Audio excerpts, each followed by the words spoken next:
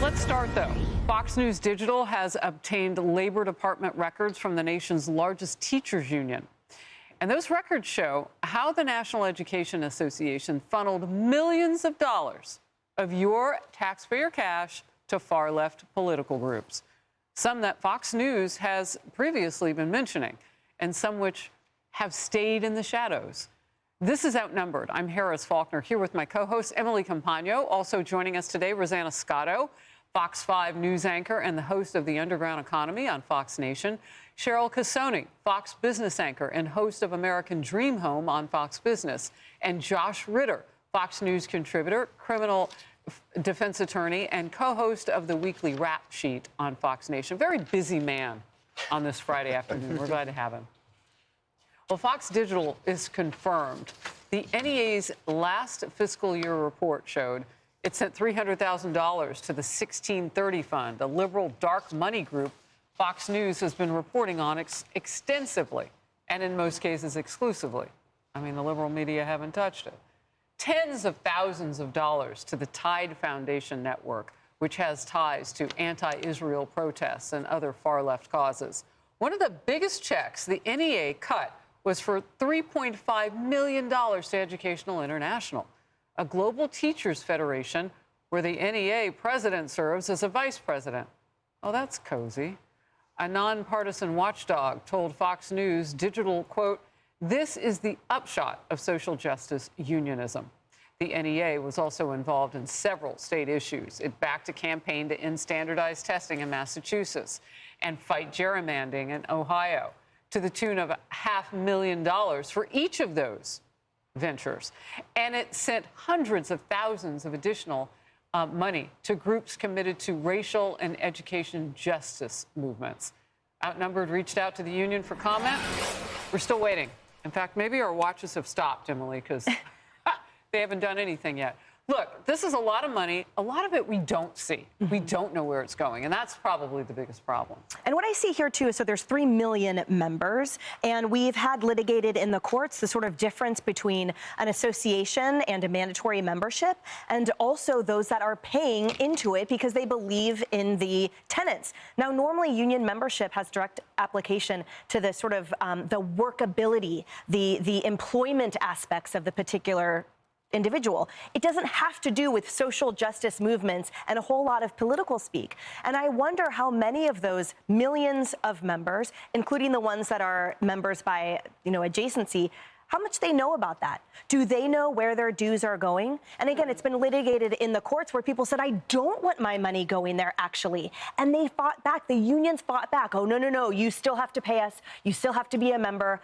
This is absolutely frightening, because I'll bet you the amount of teachers that don't know where that money is going, the parents know even less. And to equate then the teachers' automatic association with end of standardized testing, gerrymandering, things like that, to the thought that your child's education, and more appropriately, the teacher in charge of it, the steward of your child while you are not with them in the public schools, that is where their association is going. That's where their influence and their persuasion, your hard-earned money. This is a travesty, but I think back to the Doge fallout and how upset people were, the audacity of auditing, the audacity of knowing where your tax dollars went. So I'm not holding my breath that there will be the uproar that this deserves, other than right here and those people who actually care where their money goes. So it's interesting. I mean, it's an international federation, right? So Americans are giving to that.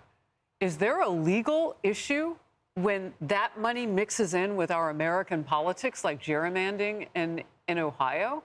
I mean, if people don't know where their dollars are going, isn't that money somewhat going offshore, too? Well, it's a legal issue, certainly for the members, to Emily's point. And they're the ones who are going to have to be at the front lines of trying to figure out where this money is going. The members themselves, they're the ones putting into this large pot that is then being doled out to all sorts of organizations that they may not be aware of.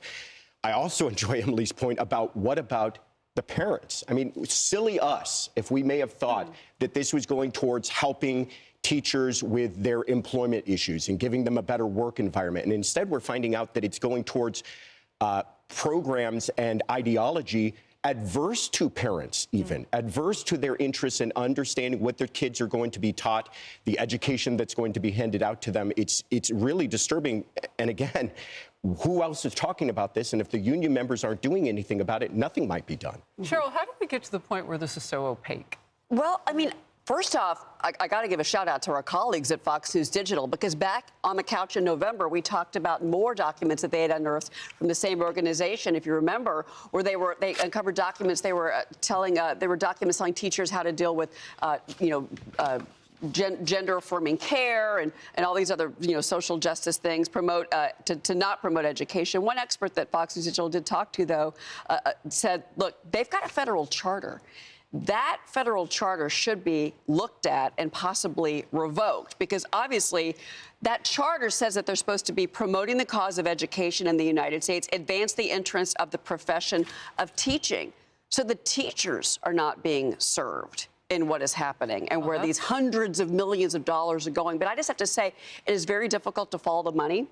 And the fact that our colleagues have done this over at Fox News Digital is pretty impressive to me. I wanted to know about that opacity because, I mean, the IRS certainly has a word in all of this, too. Well, the Treasury could do some background information on this. I mean, you could get forensic auditing involved. I mean, really, I think this would be up to an officials at the administration. I would point to Treasury for more information on this. Rosanna, is there any way to get the unions who say they serve our kids to actually care about the kids? I was thinking about this. Their spending is not incidental. It's very intentional.